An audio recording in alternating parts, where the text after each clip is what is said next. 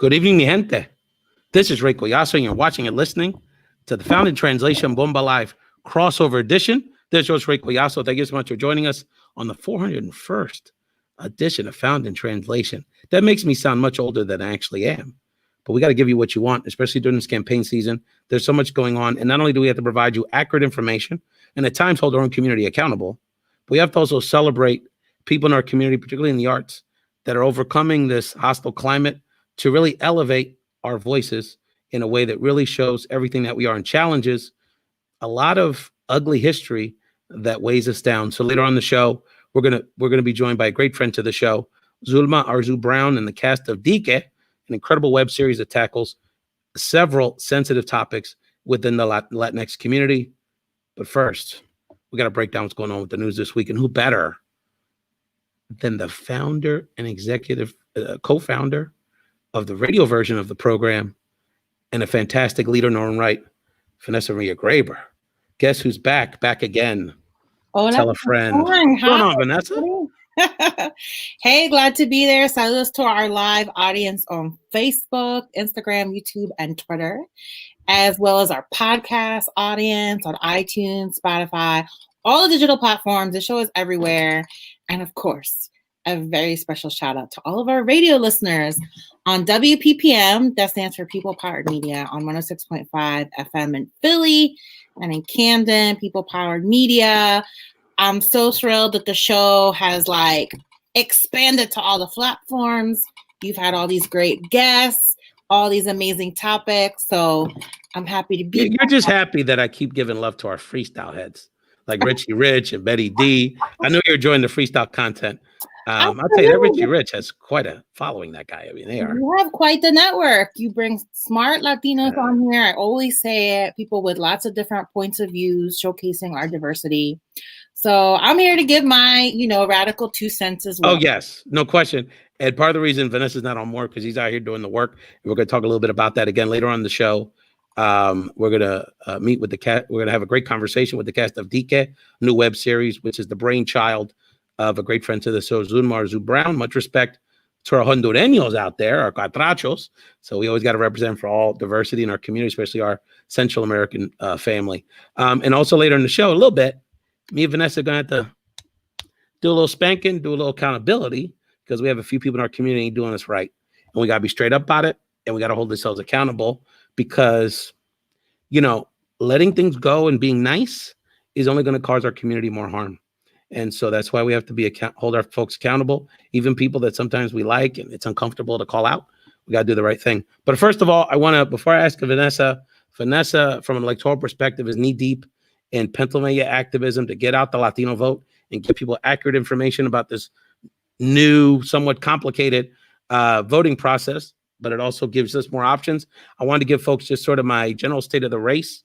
So many of us live in fear. And I get these texts from friends, family, a lot of, DMs. Hey, Ray, what's going to happen? Are the polls right? Are they going to steal this? Are we really going to win? I'm so scared. And let me tell you something. I think the polling that we're seeing, and of course, nobody believes that's 100% accurate. But the fact that we're in this position electorally, I think we should all understand that didn't just happen because Trump's a bad person or Biden's a fantastic candidate. It happened because not only the work that's happened this year to engage communities like Vanessa does, that oftentimes don't get the preferred candidate they want in these cycles, or rarely do, frankly, but they persist to come on to continue to build the movement. But this is also, and I'm thinking about places like Arizona and even in Florida, we're talking about decades plus activism that's led us to this moment where we can feel like we have a very strong opportunity to win this election. And, can it be stolen? Can this guy pull a Putin? Can Bill Barr? Yeah, all those things are possible, and we have to be prepared for all those contingencies. And I know Vanessa's thinking about all those contingencies and is a great thinker about those kind of community outreach strategies. But at the end of the day, I want people to understand, I don't want people in the next 2.5 weeks of their life living in fear. I want you to live in empowerment, because think about what we've done to get us to this point where this is possible. In the beginning of this calendar year, let's be honest about it. Most people didn't think he wasn't going to get reelected. And that's what all my friends told me. And look, we're on the precipice of the light that we've been searching for, a great relief of stress, not the panacea, not, back, an ideal situation, but something, a political environment and a democracy we can continue to fight for. So Vanessa, I want to go to you because your thoughts just sort of generally about the race at this point, and race is, because the Senate's also a major part of this.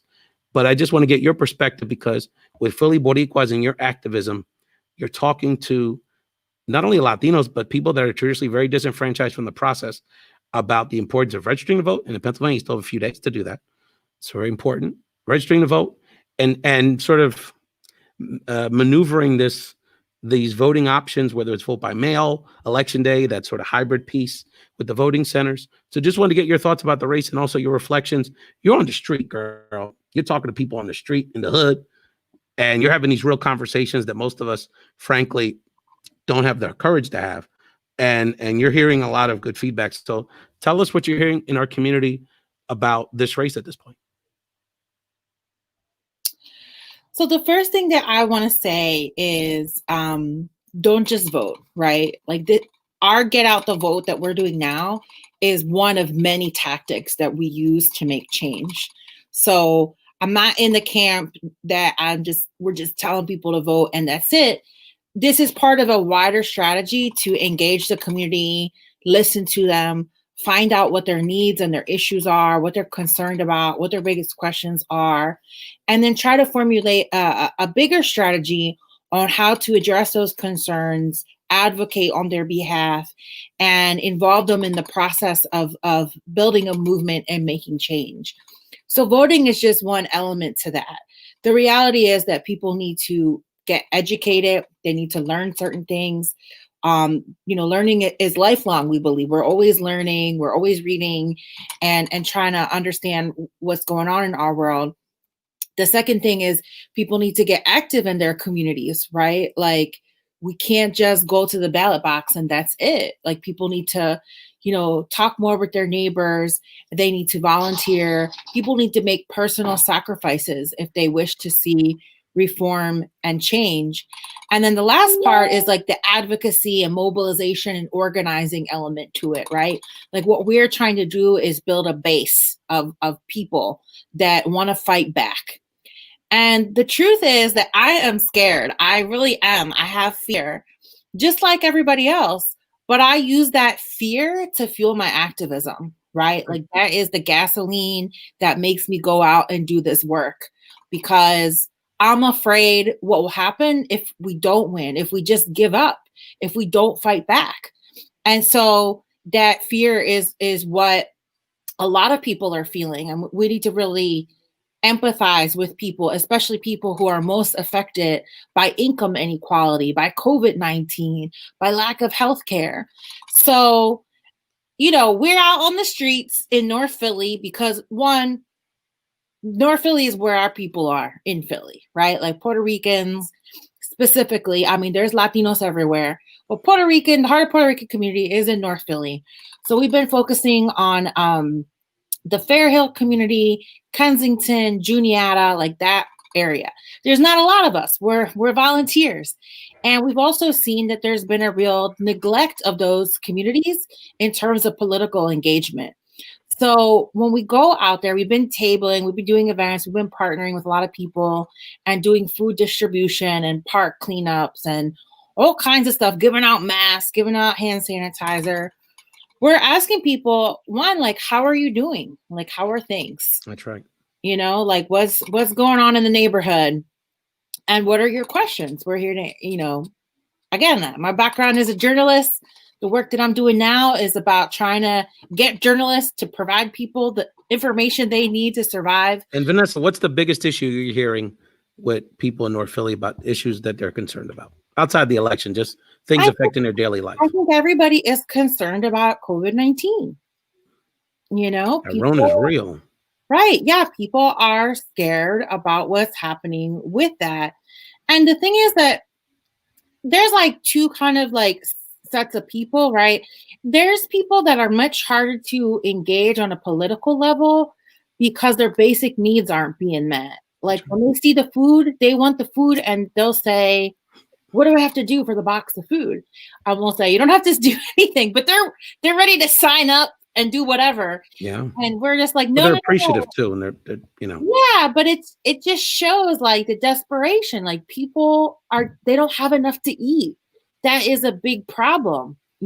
People don't have food in Philadelphia.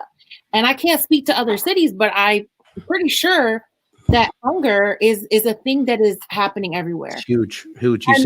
You see relatively nice cars at food pantries all over big city America, and food insecurity we don't really talk about it that much in that context, but we have a hunger problem in this country, period, which disproportionately impacts people of color, and COVID-19 has just exacerbated that. Absolutely. And our people, some of them, they're like really like humilde, right? They come up, they're almost like, say like sebochornan, right? Like they kind of are like, is it okay if I take the food, and and they're always thinking of others. Can I take a box for my neighbor? Can I take a box for my abuela?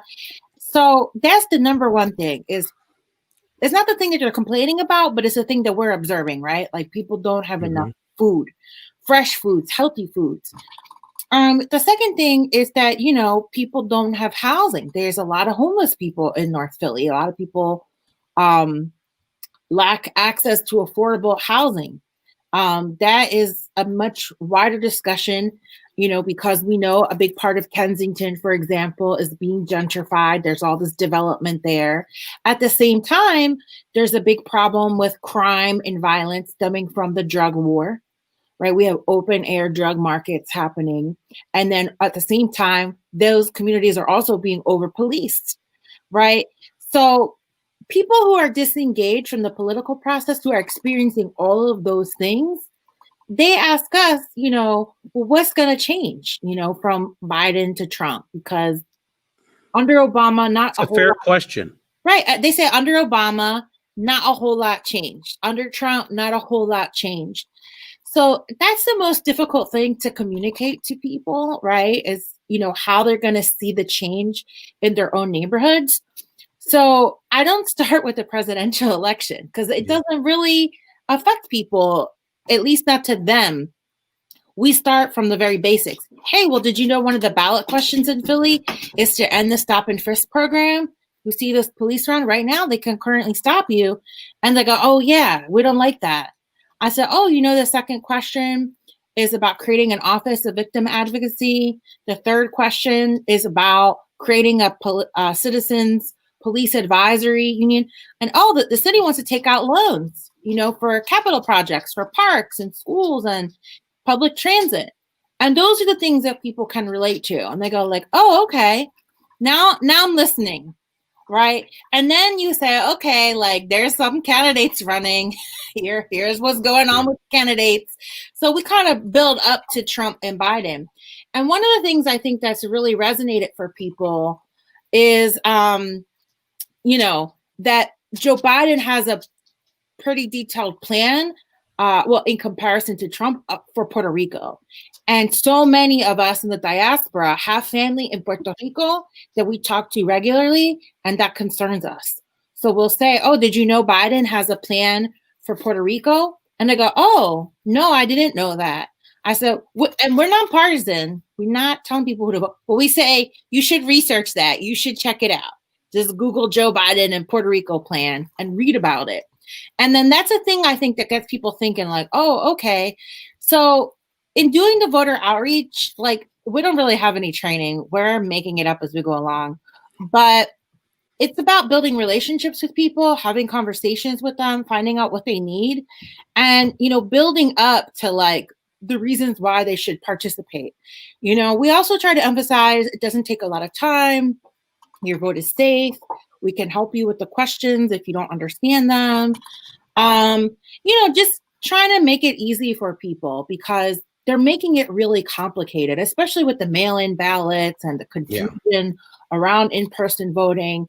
So people's other questions are really wild. I mean, a ton of people have said, can we still vote in person at the polls on election day? And we say like, yeah, you can. Basic information is the most important weapon you can give people. It's having that information. That's right. What's cool about being like a grassroots, nonpartisan group is we don't have quotas to fill, right? Like we're not really using anybody's money either. Like we're doing this, a lot of it out of our own. I know I try to get your money. You don't want it.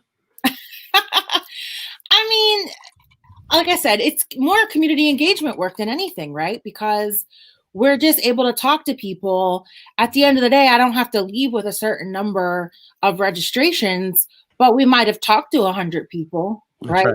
And so I think that's the main takeaway for me, is that we need to talk to people more, right? We need to go out there and listen. I know it's a pandemic. I know people are scared.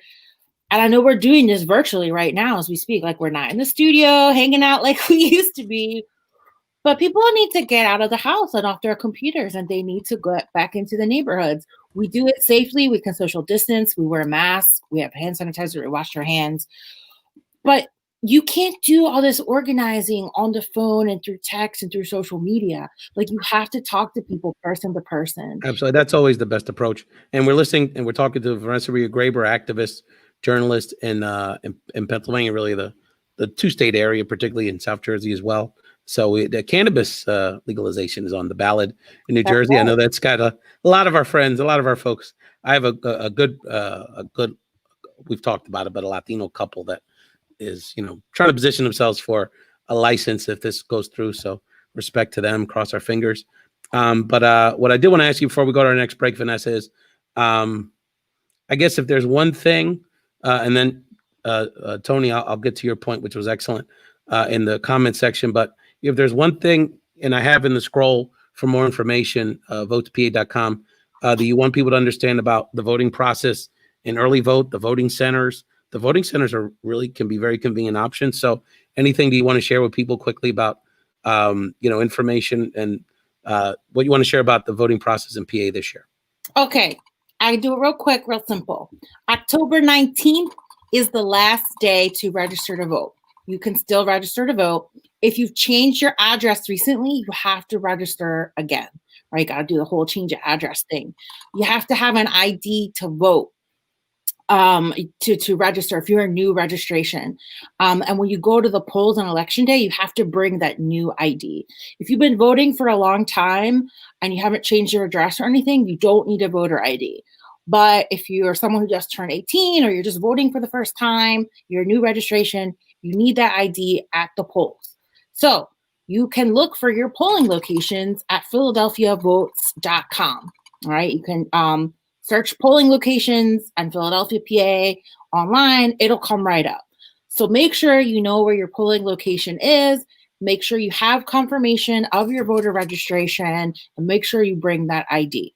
For mail-in ballots, I believe the last day for mail-in ballots is like October 27th. Yes. So with the mail-in ballots, couple of things, right? It does take a minute. So the earlier you do it, the better off you'll be in getting that ballot on time. So do it now. Go to votespa.com, fill out the ballot application. If you're a new voter and you also want to get a mail-in ballot, your best bet is to go to one of the early voting centers. And you can go to one. The one in North Philly that was bumping today, I went by. It was at 4th and Lehigh, Julio Burgos Elementary School. And by the way, they're open every day. They're open Saturdays, they're open Sundays. That's right. That might be your best option. Get your butts down there to compra on a Saturday, and you don't register there. Very convenient. You can register. You can apply for the mail-in ballot, and they'll give you the mail-in ballot. So you can do all of it at once, and then you could drop off that mail-in ballot there. A lot of people have asked us about the Postal Service because they've heard the stories. They're concerned. So we tell people, if you don't want to send it through the mail, that's fine. Take it to one of the early voting centers, and you could drop it off directly. So I went there with my partner. He dropped it off, and he put it right in the thing. So we know that they got it. They check it for you. And then lastly, super important, and this is if you're in New Jersey or Pennsylvania, you have to put your mail-in ballot in 2 envelopes. There's an official ballot envelope that makes your ballot secret, and then you put it in the envelope that has the address and the postage on it. If it's not in both envelopes, they will not count it. So double, triple check that you've completed everything. A lot of people don't fill out the ballot questions. Flip it on the other side. Make sure you fill out those ballot questions. Go to 70.org in Philly if you have questions about the ballot questions, or Ballotpedia. Those are both good places to read what they actually mean. Crowdsource it. That's what I did. I didn't understand right. number 2. There's a lot of good information out there, a lot of nonpartisan information between Votes BA, the Philadelphia website. If you live in Northeast Philadelphia, George Washington High School, a lot of our Latino and minority friends live in the Northeast. They're voting at GW. A lot of people are voting at Temple. We have a lot of friends that work at Temple, go to Temple, live in that area, work at the gas station down the block. A cousin of mine was like, "Hey, Ralph, I really can vote at Temple." He's an IT guy at Temple. You know, he's like, I could really vote. He lives a block away from. He works right down the block from the Leah Court Center. He works at Temple University. He didn't know, so he was like, "Oh, that's a great tip." So don't assume people know things. 2 quick things because they're also important. If your ballot arrives kind of late and you're like afraid that you're not going to get it in time, you can take it to the polls, and they will invalidate it, and they will let you vote in person. So if you get it too late and you don't feel like you can send it in, you could take it to the polls with you. Or again, take it to the early voting center. Because again, if you feel like you don't trust the mail, it's not going to get there in time, drop it off at one of the official drop-off sites. And then secondly, there's another question we get all the time, especially the older people. If you throw away your ballot, you lose it, you damage it, your dog eats it, your kid takes it, you can apply for a second mail-in ballot. That's right. Again, you could do that at the early voting center. I want to, Hold on. Just hit us up at Philly Boricuas too, or in the comments if you have questions, and we'll try to help you out. And by the way, I just got us, Vanessa, 200 backpacks for the kids for the 24th. So that's another conversation. So we're working at Hunting Park tomorrow, Saturday, October 17th, from 11 to 3, doing the voter outreach. So come on by and get registered, get the information, and come hang out. Absolutely. So what we're going to do here is I did want to, because my man Jesus always brings up these good points about financial empowerment. Ray, what about building access, growing wealth, credit, etc.? One of the things we need to do, Tony, is before the end of the year is really do a deep dive on housing and some of that topic, because the bulk of wealth building in minority communities, frankly, is through housing. And Vanessa spoke to it, that we're having a housing crisis in minority communities through gentrification, through just the rent's too high kind of dynamic. All over the country, many of our communities still haven't recovered from the economic decline of 2009 and 2008, which really was devastating. The most devastating element of that was the lack of Latino wealth through housing. So that's a topic that we need to talk about more, Tony. So I'm glad you brought that to the table. And of course, the executive producer of Bomba Live, please go vote. Christina's begging y'all. She is begging y'all. So what we're going to do, Vanessa, is real quick is before we bring on our very special guest, can you catch people up about the shameful, yet another chapter in Puerto Rican media history where La Comay has stuck their foot again, to the point where our legendary celebrities are calling on major media networks to stop playing their music? Que escándalo, right? Here we go again with La Comay. We thought we got rid of them a few years ago after all their racist and homophobic nonsense. There was a huge public outcry. They got kicked off the air, but they came back. They came on the SBS, the Spanish Broadcasting Service, with a new show. But they're back to the same old antics. This time, Cobo was basically making fun of one of the gubernatorial candidates' children. There was a photo that was uploaded, and he sexualized the photo, especially of Lugaro, who is the candidate's daughter. And the only female gubernatorial candidate. Who is an independent candidate. And, there's levels to this stuff, right? Because it's just misogyny, it's like pedophilia, it's like all types of, it's just so disgusting, wildly inappropriate stuff. And the thing that is like beneath the surface is that in Puerto Rico, there's been a series of murders of trans women and women, and there's been a international outcry from women in Latin America about femicides, right? About domestic violence, about the abuse that women are experiencing under patriarchal societies, and just the machismo, right, that affects us all. So the fact that this is a woman gubernatorial candidate and they, singled her out and did this to her children, the children are innocent here, no matter what, right? So the child wasn't doing anything wrong. It's just a kid running around playing. It's perverse. It's disgusting. And so that is why people are protesting. They're calling for a cancellation of the show. Bad Bunny is threatening to take his music off the stations. And people Bad Bunny shouted this issue out on the Latin Billboard Awards last night and dedicated his honor as the top Latino artist to Latinas and, of course, women dealing with these issues all over the world, but particularly Puerto Rican women, transgender women on the island of Puerto Rico dealing with this. So this caused international headlines. And I want to remind people that we got rid of La Comay many years ago, particularly with this, just misogyny, but particularly the LGBT the homophobic and content. It's just, they're always doing something. It's not, the thing that makes me upset, it doesn't represent us, right? This is not who we are as a people. There are some people in every society, right, that are gross and inappropriate and racist and horrible, but that's not representative of us. And this is why we do the work we do with media and with journalism and getting control of our own media. Like, look what happened when we started a station, right? We changed the content. We didn't have none of that inappropriate mess. We didn't tolerate racism or any of that stuff. And we need to hold these media companies accountable for the impact that their content has on our communities. And so Cobo needs to go, La Comay, they need to cancel all that stuff. And they need immediately to do an apology. And they also need to repair the damage that's been done. Absolutely. There's a real distrust of the media, especially in the United States, but in Puerto Rico as well. I mean, we saw how the media was kind of in cahoots with Governor Rosselló, right? They were defending him. They were not really supporting the protests. They were not really doing a lot to call out the transphobia and homophobia and the violent acts.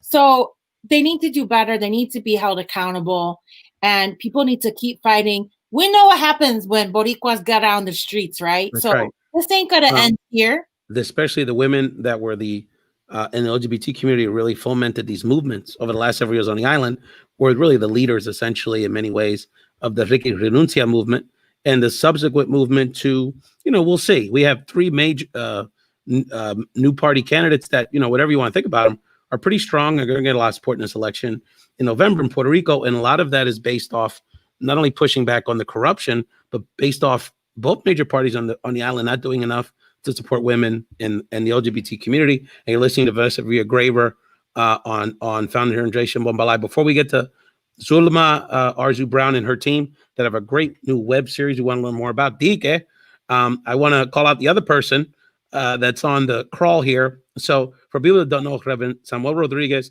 is actually a Bethlehem Boricua. He's a Puerto Rican from Pennsylvania, born and raised, I don't know about born, but raised in Lehigh Valley.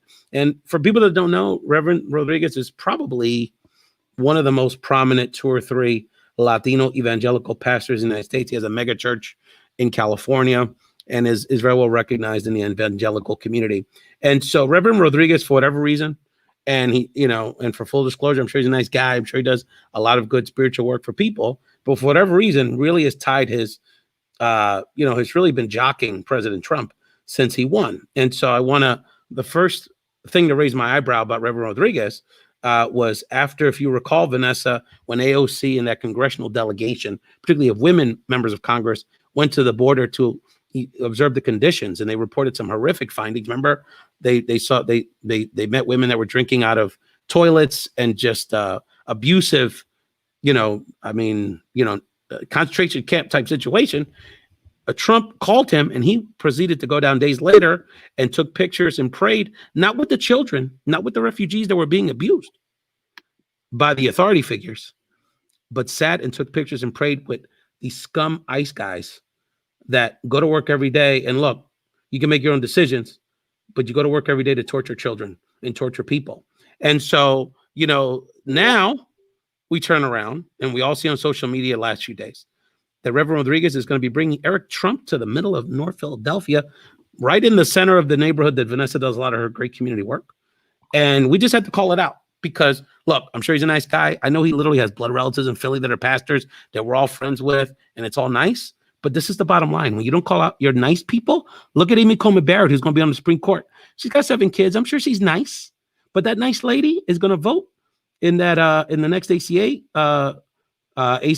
Supreme Court case to cut 20 million people off their health care. So that nice lady, so all y'all out there, my cancer warriors, my friends that have pre-existing conditions, that nice lady you see on TV and your friends are telling you, oh, she's Catholic, oh, she's nice. She has, like, look, she has 2 black kids.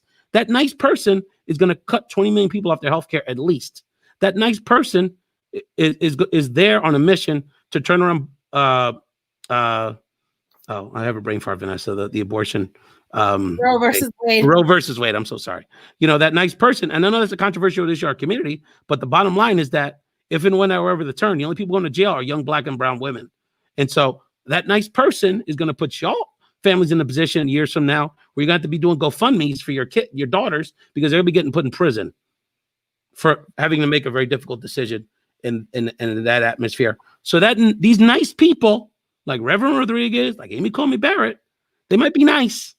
They might be Christians, but they're doing harm at this moment to our community, and we have to call it out. Absolutely. I mean, I went to 12 years of Catholic school. And my main takeaway, right, was like, speak out against injustice, help the sick and the poor, and treat everybody with love and respect. So if you use those 3 basic principles, right? Funny how that works, Vanessa, huh? The Trumps don't meet the test. And we talk about courts and these cases, they have lots of tests, right? You know, the criteria you have to meet if it's going to do X, Y, and Z. And so that's my test, right? So, you know, Philly Boricuas is organizing a protest against Eric Trump, coming into North Philly to one of the ministries. And listen, this is not a There it is, Vanessa. There it is. Everyone can join you. So this is not a protest against the church or against Christians. I just want to clarify that. Oh, of course. We are protesting Eric Trump and the policies and the values that they represent. And the reality is that Trump kicked off his campaign with racism against Latinos, and he has continued a policy after policy of hate, oppression, poverty. I mean, like, I just heard about his own wife, his own son. They got COVID. He wasn't worried about it. I mean, my question for them, right, is just this simple, right? Because this is the most horrific thing that I can think of, is how do you justify the Latino children in cages being treated like animals right now? It's happening right now. Women getting hysterectomies unwarranted. Yeah, children getting sexually abused, living on the floor like animals. I mean, my dog is getting better treatment. And than for what? Children. I mean, for what? Like, so you can curry favor with these people? It's disgusting. Vanessa, we got to get to our next guest. We'll talk about it at the end of the show. I know we're both heated, and we definitely want to support you with tomorrow's counter protest. So what we're going to do is we're going to play a clip from a recent performance from a tremendous entertainer, Maria Isa, who's also a tremendous advocate for all these issues, who did a bomba in homage to our personal friend, George Floyd. And then we're going to be Sulma and the crew, talk about D'Que, the new hot web series that we all have to support. Fuego, que fuego. Si no corre la gente se va a quemar. Si no corre la gente se va a quemar. Fuego, fuego, Minnesota. Fuego, fuego, Minneapolis. Fuego, fuego para Jorge. Fuego, fuego para los nombres que han matado la policía. Que se largan ya, que yo no quiero sufrir. Mi gente negra no quieren más, no quieren no sufrir. Que todos tenemos que vivir con unidad y no van a sufrir. Ay, cómo duele, cómo duele, cómo duele, cómo duele, cómo duele, cómo duele, cómo duele, cómo duele, cómo duele, cómo duele, cómo duele, cómo duele, cómo duele, cómo duele, cómo duele, cómo duele. Mataron a George como Pilando, como Brianna. Mataron a George como Pilanda, como llama.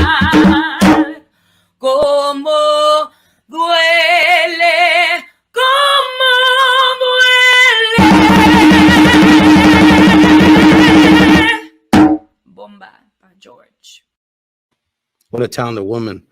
Speaking of talented women, let's get great friend to the show on the scene here. Talk about D'Que, our latest project. Sulma, welcome to Found in Translation. Unmute yourself, my friend. Hello. Sulma, how are you? Thanks, brother from another mother.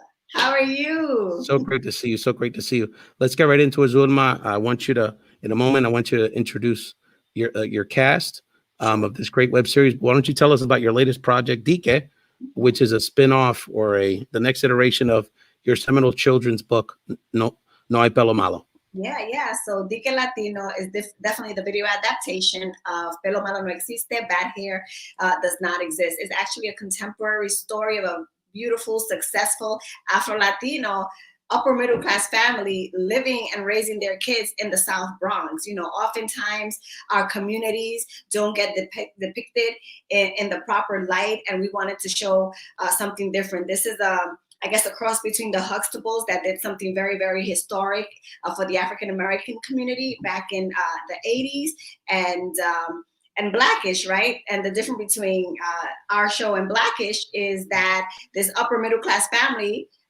does not believe in brain drain, so they're not leaving their community, and they choose to make sure that their children are well rooted and that they can be successful and still be a part of the beautiful culture that exists. And D'Que Latino, which means supposedly Latino because they are Afro-Latinos, right, was birthed, really created during COVID, at the height of the COVID pandemic. So all of our incredible cast members were literally quarantined in their home when this happens. I prayed. I'm like, God, what do you want me to do with this time? How do you want me to serve you and still serve the world in the process? And my spirit person spoke to me like, that script you and L. Blake's partners created it back in January of 2019, bring to life. Call everybody. And that everybody, my first call was actually Rina Valentin, who is an actor here. Rina Valentin is the founder and creative director of La Reina del Barrio, and she is a New York born Puerto Rican descent. After that, I called Maylene, and Maylene hooked me up with Julia. That we have Julia Linares, Carias Linares. She is an executive producer, actress, stager, interior designer, and Julia is also the CEO of Freedom Studios, a woman-owned media company, right? Predominantly Latina, woman-owned media company. And Julia was like, I got Jenny Amigo for you, which is the protagonist, the main character. I'm like, who's that? Marilyn Camacho, right? So we have Marilyn Camacho, who plays Jenny Amigo. Marilyn is a Puerto Rican actress born and raised on the south side of Chicago, Illinois. Chi-town in the house. Yeah. She actually grew up on the Mexican side. Very interesting. I did. Grow half my life, actually. There you go. It happens. It's a beautiful city. Yeah. Yep. And Julia, I forgot to mention, is also an Hondureña like myself. So Catracho's in the building. That's right. Very nice. So Zulma, why don't you, for people that aren't familiar with your book series, tell us a little bit about that, and then what led to developing this web series? Because what's so interesting about it is you not only created a television pilot, but you did it during COVID-19. So a very unique journey to create this series. Mm-hmm. Yeah, I mean, the book was written because, a babysitter actually used the colloquial term pelo malo to describe my daughter's curly afro hair and asked me to chemically straighten it because it was bad hair.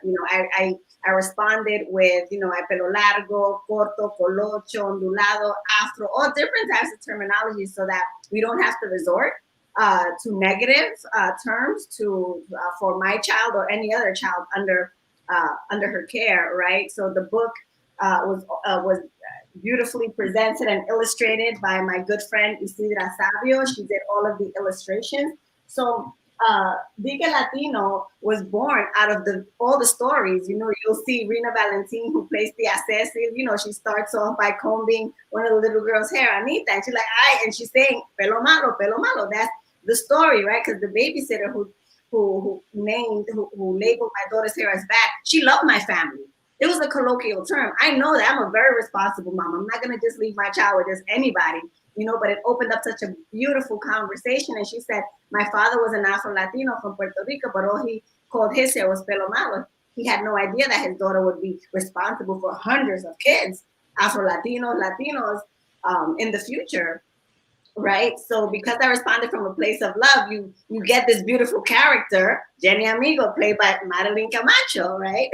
And as a beautiful and as a woman that is always out there in business, you know, through the New York City Hispanic Chamber of Commerce, I came across a lot of women who said that they had issues going to work with their natural curls. They didn't know whether or not they were going to get accepted. You know, in came the story of Genlo Advertising.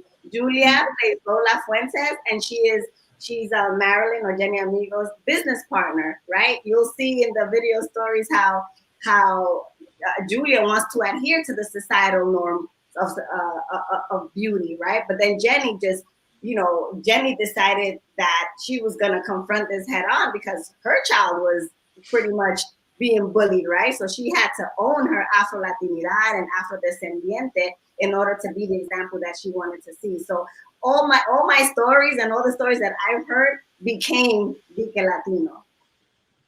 This is a question for any of you. Like, given that Latino media and even Spanish-speaking media in the U.S. Often is not very diverse, right? It's not very inclusive of Afro-Latinos, of Indigenous people, of LGBT peoples, and women especially are very sexualized. How did you want to use the show to change those narratives and to also just show a different side of Latinas?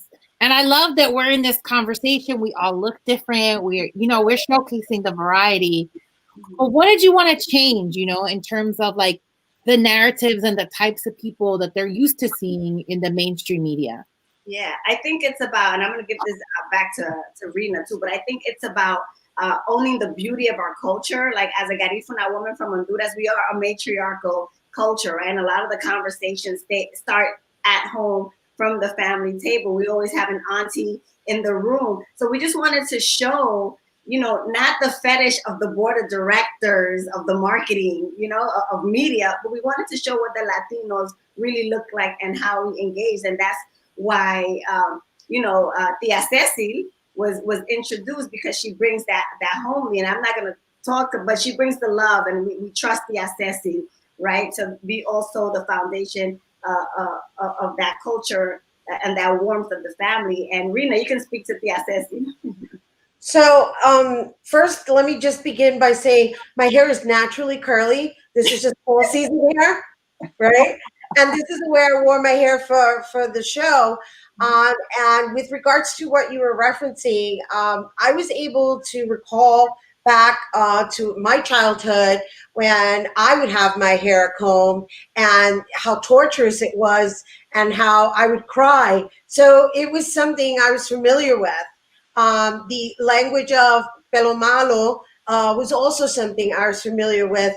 And it's something that I don't really think it's said in to be facetious, but it's just said so as a matter of fact that I think it's time for us to have the conversation of what's really underlying in that form of communication. And the fact that we even embrace it and we're okay with it. Mm-hmm. Right? And so my character, although she is supposed to be from, I don't necessarily know if she's from Honduras or we're not, you know, but she's definitely not from the States.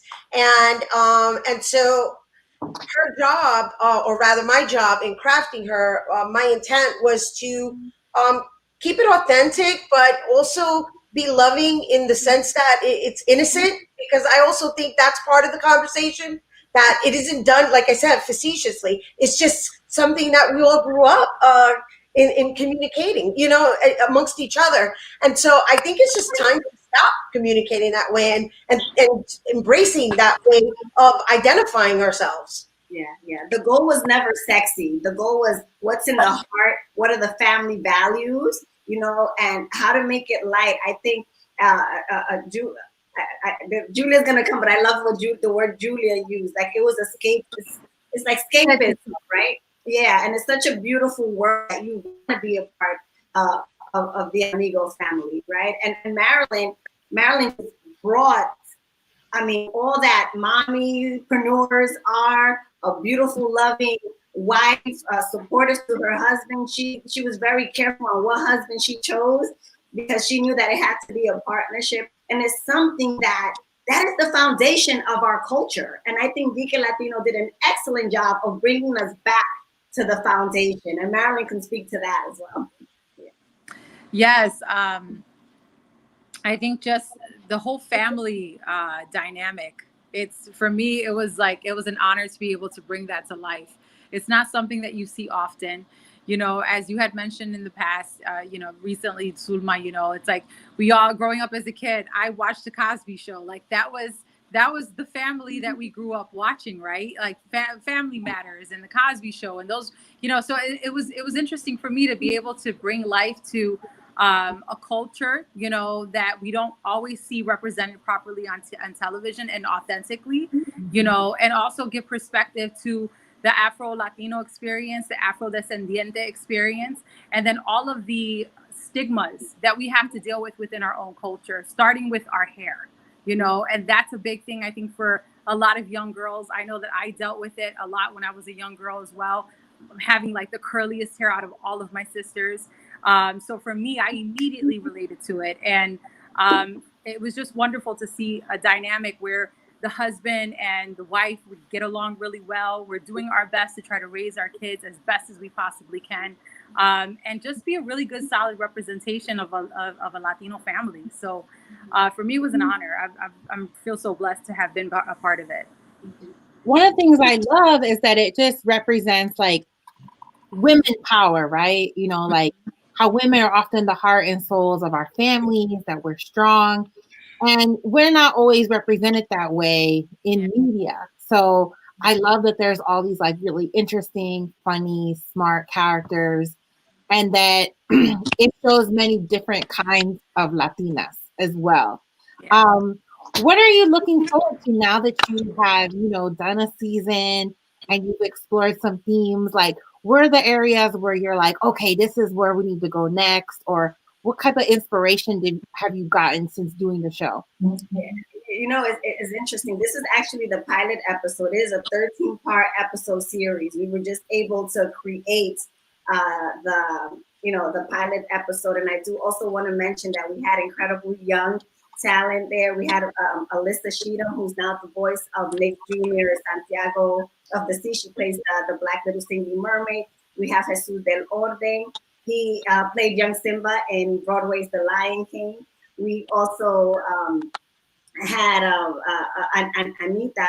Oh my God, it's not Crystal Rose. Crystal Rose did the original score, but she's a brand new actress. She's brilliant. We have Victor Cruz. I mean, the cast is amazing. I think one of the areas that I know we're going to be developing is going to be the Lola Fuentes and Jenny Amigo, Genlo advertising, right? Because you get two Latinas, right? One of them believes that she didn't have to change who she was in order to be successful, while her best friend all along had been having challenges with who she was, and she did believe she had to be different in order to be successful. And Julia, who plays Lola Fuentes, Jenny's best friend, can speak to that as well. How we'll develop. Yeah, absolutely. Again, thank you for having us. I think that these conversations are very important. I think that many of us can relate to it. How many times, have we not been in a space where we've been told we are too Latina, that we have to be not outspoken? And for me, this was an opportunity to tackle those stereotypes and really create our dialogue and be able to have those conversations. And so when Sulma called me, I'm like, yes, this is what my career has been about, is really creating content that is authentic to our community. And most importantly, having us, our own people creating our content, because we often see that, right? That there's this whole conversation as to why our content, our shows don't make it, why they're not successful, because a lot of times it's not authentic because it's not us creating it, right? And so it's often very whitewashed. And I think that this is what is so beautiful about this particular project, is that we are not only the faces in front of the camera, but also the faces behind it and making these stories, sharing many of these stories are our own experiences, right?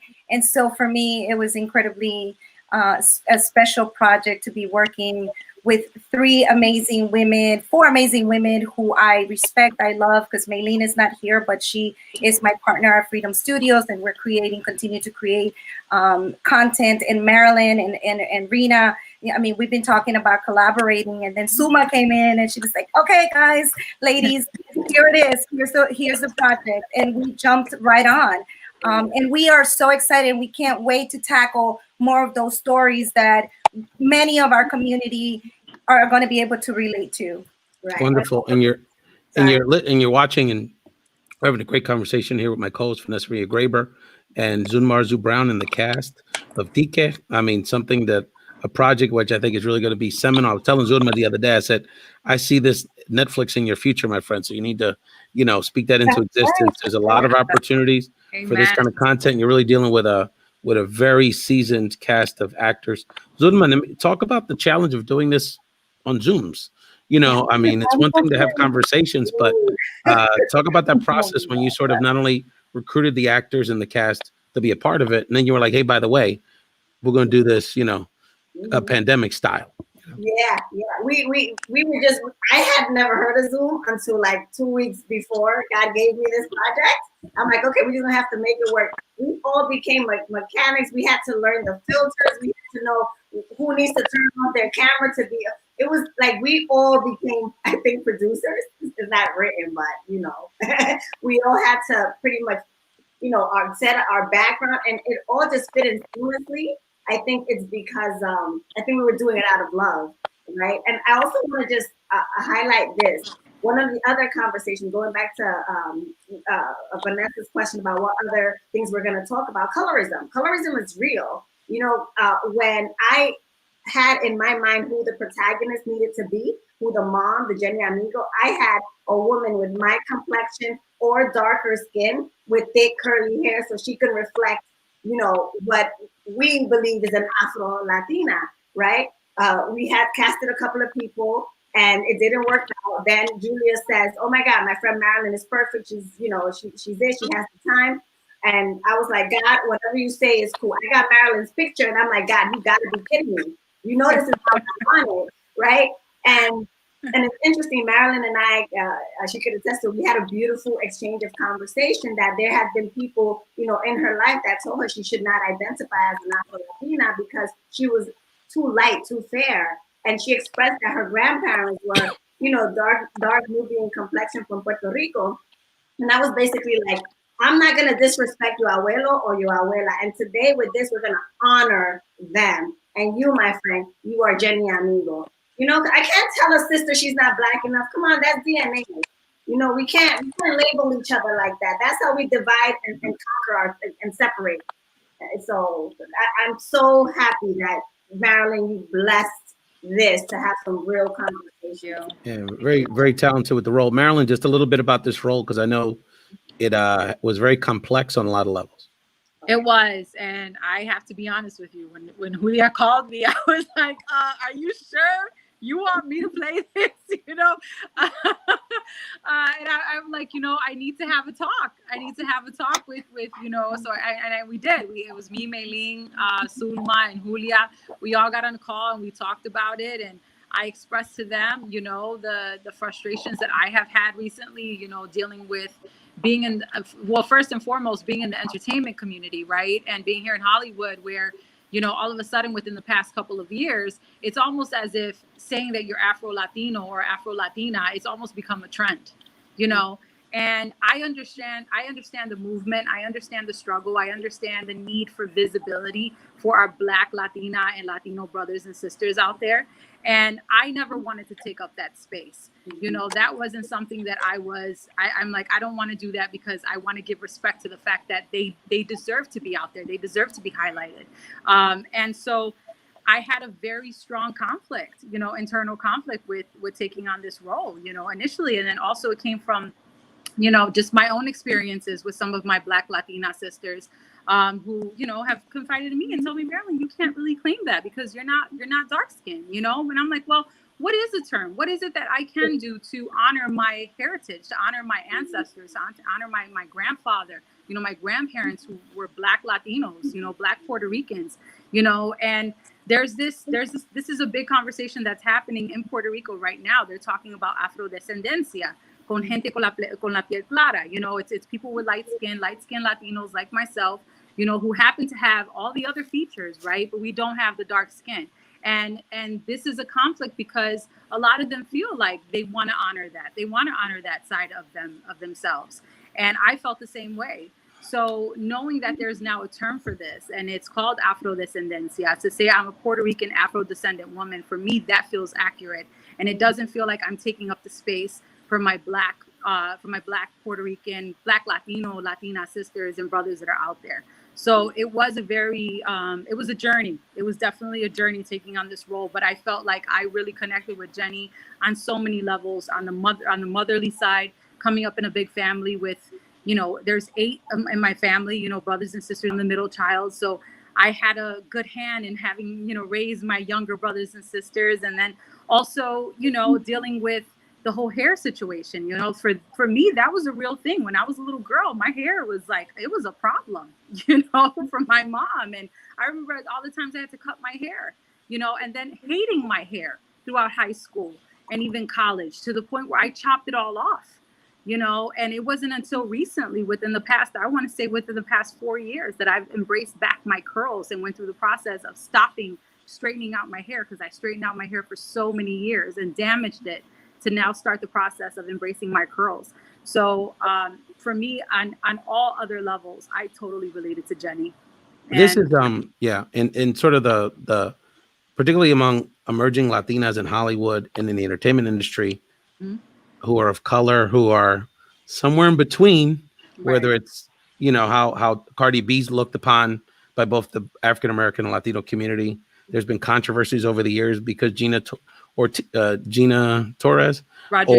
Rodriguez, rather. There is a Gina Torres, but there is a Gina Torres. Yeah, but that's not what I was referring to. You're right. Or J, you know, like they've used the N-word in rap songs or a TikTok or something, and they get called out on it. Or, you know, so there's a lot of subtleties here and nuances that we're grappling with, and particularly Latinas on the forefront of the entertainment industry who want to honor our heritage, but also may be careful about not trying to overstep that space, right? So, and then casting, I mean, Zoe Saldana was largely cast as a Black person for most of her career. So there's a lot of interesting nuances there. Zulma, I have the clip teed up. It was a little awkward how I did it, but it's there.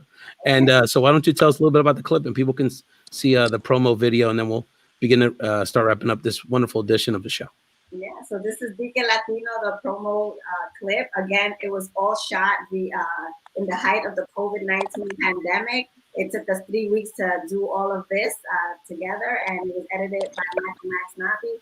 But I feel like we honored our talents, we honored who we are, and I definitely think that we made our ancestors very proud. It's a loving family. The Amigo family is called D'Que Latino. You can follow D'Que Latino on Instagram, but just join us. We're going places with this, and we're doing something quite historic here. Let's check out the clip.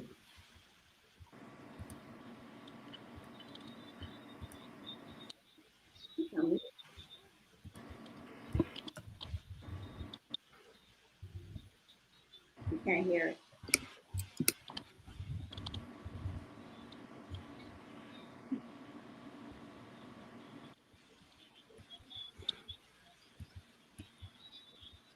D'Que Latino premiering on BronxNet TV and Facebook Live this Tuesday.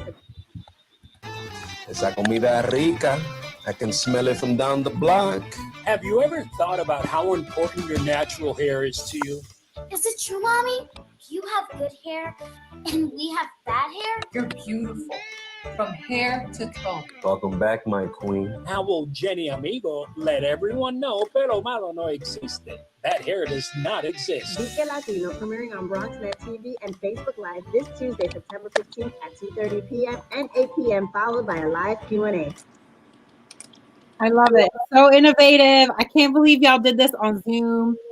And I think it just encourages people to take risks, right? If you have an idea, if you feel like nobody's doing this thing, like just do it, right? And, you know, experiment with it. I'm so excited to see this project come to life, and along with the books. And I think Ray's right. I think we're going to see big things from this crew. Somebody's going to pick this up and come knocking on your door. Remember, you were on Bold My Life. Don't forget. We're going to will it into existence, right? More series, more media that's more reflective and of our culture, that honors our ancestors and who we are as a people, and just more authentic voices, right? Because so much of the media has like, it's always this like rich people versus poor people, but you don't see a lot of everyday people, especially if you live in New York or Philly, Miami. It's just everyday people interacting with one another on this daily drama. So I love that show captures like our experience. Tell people how they can follow the show and check it out. Sure, they can follow the show D'Que Latino on Instagram. For sure, we are gonna. We already started shopping it around. We're getting some good good feedback, interest. So we hope to be able to develop the next of the rest of the 13 episodes. This is the time for everyone to create. Frida Kahlo started her art while she was in her cast, right? And we were all in a cast during COVID, and that's when the best of us came out. This was done out of love to make sure that people understood the beauty and the foundation of our familia Latina. We can be successful. We are beautiful. We can stay in our neighborhoods, and more importantly, we can give back the talent and share it, the talent that God gave us. So D'Que Latino, follow us. If you know anybody out there on Netflix, to give me a holla. I want Netflix straight. Don't give me no middle person. Give me Netflix straight up. That's right. Rena, Julia, Marilyn, any other final words you want people to know about the show or what y'all are doing? Well, I think that, again, what I would say is support your Latino community. Unite. I think that there's power in unity. I would encourage any other filmmaker out there to take advantage of the technology that we have in place. Just do it. Yes, and this is another call for more Latino writers, directors, producers who are calling the shots and making the decisions. Because when we control our own media and our own narrative, we can create beautiful things like D'Que. That's right. So I just want to close with saying that aside from us making it, it's also making and creating the stories. It's so important for us to support it, because that's where we're falling short. It's like our stories matter, and the way they're going to matter is if we're supporting them. So I encourage people to just support and give us that feedback or whatever it is that is going to allow us to just keep producing and creating. And that, again, just to piggyback off of what Julia said, it comes in numbers. So we need the viewership as well. The second that, today in Hollywood, there was a group that put out a letter to Hollywood. I don't know if you all seen it, but it's a call to action, and it's a call to Hollywood to stop ignoring Latino and Afro-Latino narratives on television and film, and also opening up the doors and, stop holding that door back from being open to people that are qualified to be showrunners and to be writers on shows, and to be producing the work that you see here. So, and it does start, ultimately, it starts with us. We have to continue to support each other. So I echo everything that all these women are saying. We have to continue to support each other and make sure that we have each other's back when we're trying to do something epic as putting D'Que Latina out on the air. So absolutely. And that speaks to the larger conversation we're having in Hollywood. Look at the activism, Maryland, around One Day at a Time. And now it's going to be on CBS, but it was in limbo for quite some time. If it wasn't the Latino arts community stepping up and demanding representation, that wasn't going to happen. I just want to say really quickly, and we're not just talking the talk. We're walking we're really collaborating together. I'm working, with Sulma.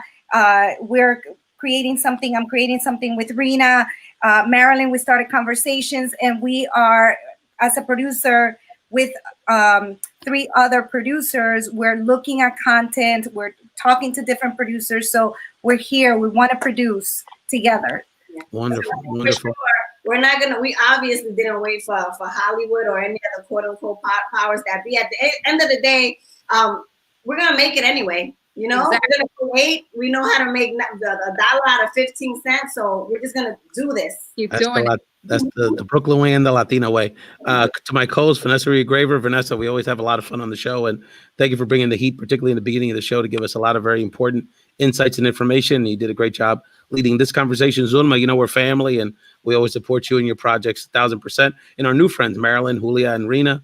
This was a very challenging project, which I know challenged all of you on a personal level as women and women of color, and really trying to help our community evolve. You know, we think about race, ethnicity, and who we are, so we can empower our children to understand their history, their culture. It's a wonderful thing to be so diverse amongst ourselves, and it's something to honor, not to be ashamed of. So whatever we can do to contribute to that movement, we're here for you 1,000%. To that point, we're going to wrap up the show by hearing a clip from a group of Bombero, a family of bomba that does bomba music, Afro-Puerto Rican music on the island of Puerto Rico, that are big parts of the Bomba Life family. So we're going to hear from Cultura Activa. And thank you so much, Vanessa. Y'all need to register, vote. Let's get ready. And get out and vote, support your local artists, yes, and love each other. absolutely. So thank you so much, Zulma and crew, and support D'Que, and have a wonderful weekend. Thank you. Thank you. Esperamos que les hayan gustado estas alternativas y no olvides seguirnos en nuestras redes sociales, en Instagram como Cultura Activa PR y en Facebook como GCL Foundation. Recuerda que nosotros somos Cultura Activa PR.